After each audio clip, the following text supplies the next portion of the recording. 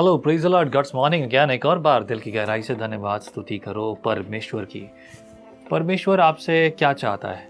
बार बार मैं ये सवाल पूछता हूँ। सिर्फ ये कि आप उसकी मर्जी पूरी करो, उसका आदर करो, वो जो कहता है उसकी बात सुनो।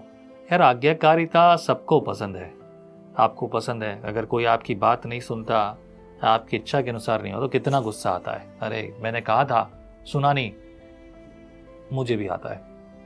घर हो या ऑफिस हो या रोड पे भी हो, राइट? सही तरीके से कोई भी नहीं चलता तो गुस्सा आता है। फिर परमेश्वर का गुस्सा आना लाजमी है कि नहीं?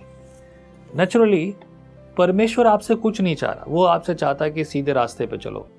एक प्रभु के सेवक का, पास्टर का कलीसिया पर कभी कभी नाराज होना मुझे नहीं लगता बुरा है। बहुत कंट्रोल वो करके हमेशा रखता है। मैं रखता हूँ बहुत कंट्रोल करके।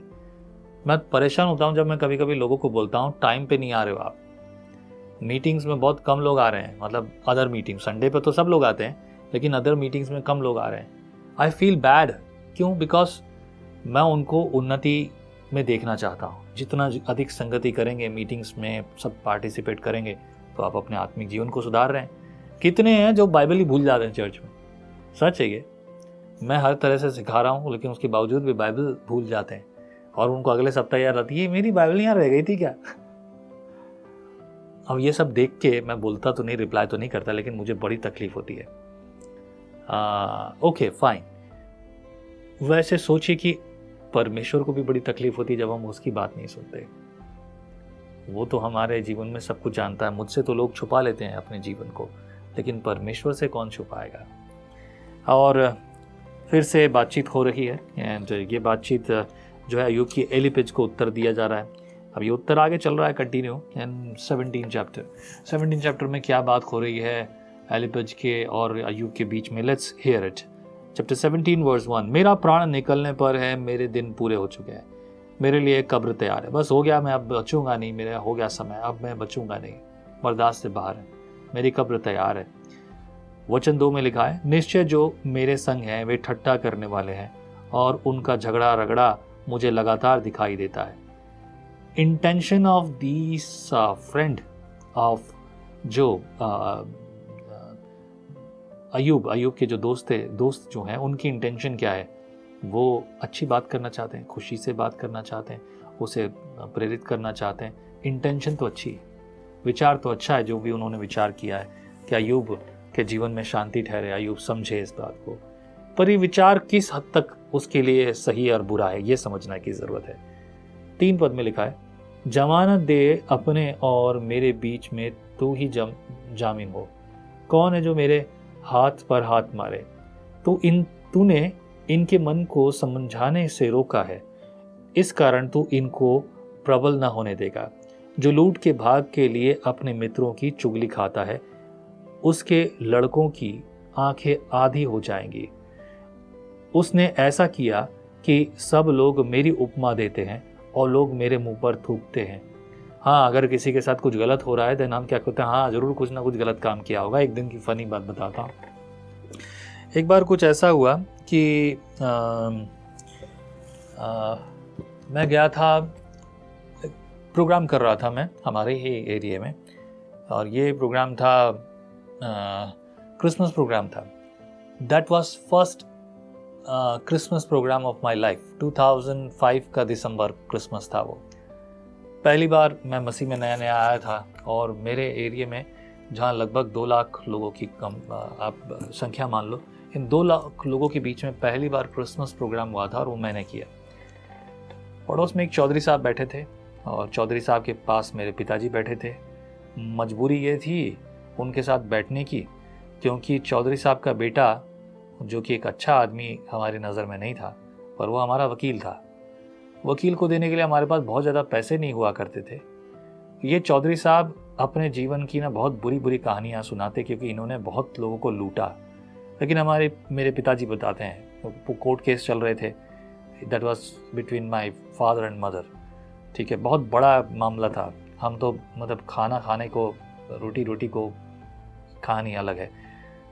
एंड चौधरी साहब बोल रहे हैं, ओ क्रिश्चियन धर्म अपना लियो लग तो है ना। बहुत सारी चीज़ें उन्होंने कही, लेकिन एक चीज़ उन्होंने कही कि मरे हुए का जन्मदिन मना रहे हैं, है ना। भाई क्यों मरा यीशु मसीह? बोले कोई ना कोई तो गलत काम किया होगा, इसीलिए लोगों ने उसको टांग दिया, लटका दिया। This is what people says.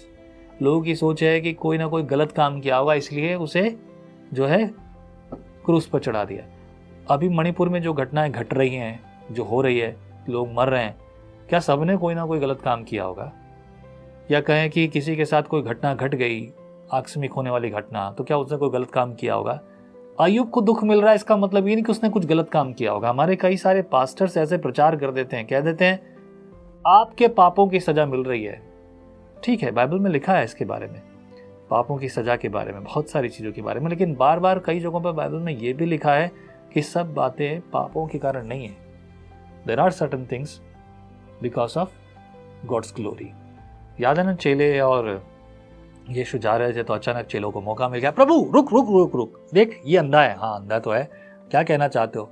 अरे कहना क्या चाहते हो? उससे पूछा, बोले ये अंधा क्यों है? अच्छा, प्रभु का से सवाल है। ऐसे मैं ये नहीं कह रहा हूँ कि प्रभु को परखने के लिए, लेकिन उसके मन में ये था कि मैं जानकारी ले लूँ। ओके, जानकारी लेना अच्छी बात है। किसने पाप किया? इसने किया, इसके माँ बाप ने किया? जवाब क्या मिलता है? यीशु ने क्या जवाब दिया है? एक ही जवाब दिया, ना इसने किया ना इसके माँ बाप ने किया, ये अंधापन इसके लिए जो है वो परमेश्वर की महिमा के लिए है। So not every time. इसलिए अय्यूब जो कह रहा है मैं उससे सहमत हूँ। सहमत इसलिए हूँ क्योंकि मैंने बुक पढ़ी है, आपने भी पढ़ी है। बाद में परमेश्वर जो है बात करता है। वर्स 7 में लिखा है, खेद के मारे मेरी आंखों में धुंधलापन छा गया है और मेरे सब अंग छाया के समान हो गए। इसे देखकर सीधे लोग चकित होते हैं और जो निर्दोष हैं वे भक्तिहीन के विरुद्ध भड़क उठते हैं। मैंने ऐसे अनुभव महसूस किए हैं।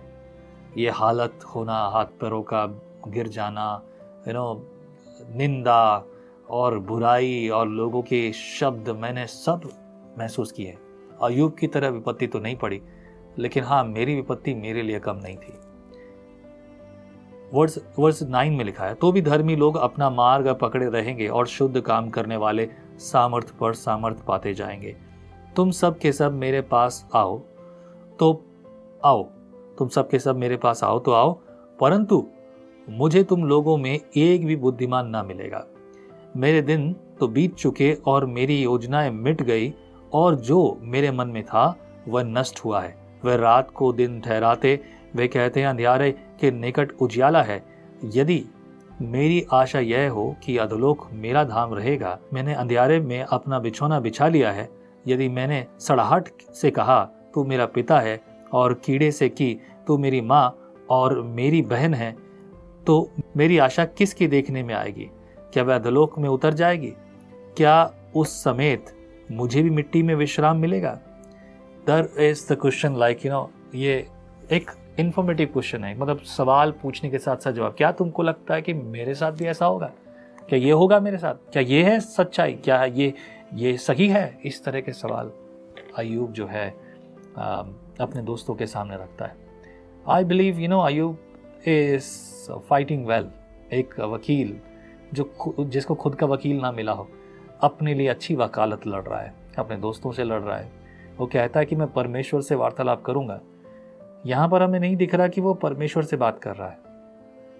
दोस्त लोग आपस में बैठे हैं इसलिए ये बातें कर रहे हैं। बेहतर होगा आप किसी को, मैं अक्सर लोगों से देखता हूँ, मेरा तरीका अलग है। कोई बीमार है तो मैं ये जाके नहीं बोलता ओ तकलीफ हो रही है, बीमार हो रहे हो, दर्द हो रहा है क्या? No, I don't say this.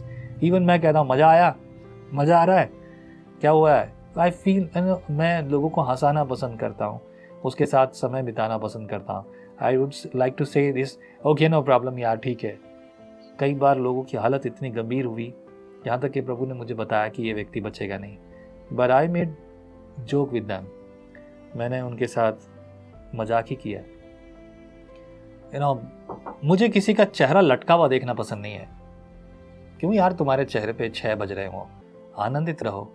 rather than talking about something else, कुछ और बात करने के बजाय cheer up them, मतलब उन्हें खुशी दिलाइए। अगर आप ये नहीं कर सकते तो जीवन का उद्देश्य एक दूसरे के लिए यही है। Let's pray. God bless us. आशीषित कर, बुद्धि दे, ज्ञान दे, सिखा, ताकि हर परिस्थिति में सही प्रत्युत्तर के साथ खड़े हो जाएं। हमसे तो नहीं होगा, लेकिन पवित्र आत्मा में ये सब कुछ हम कर सकते हैं। धन्यवाद तेरी कृपा के लिए जो हमारी प्रार्थना तूने सुन ली। यीशु मसीह नासरी के नाम से प्रार्थना में मांगते हैं, आमीन। बी ब्लेस्ड, फिर मुलाकात होगी। जय मसीह की। परमेश्वर का वचन जीवन देने वाली रोटी है। आओ हम इस जीवन देने वाली रोटी का और मजा लें विजनरी टीवी पर। हम हमेशा सोचते हैं कि शायद मैं भी बाइबल कॉलेज जाकर बाइबल को अच्छे से सीखता, पर अब आपके लिए है visionary TV, deep Hindi Bible study के लिए।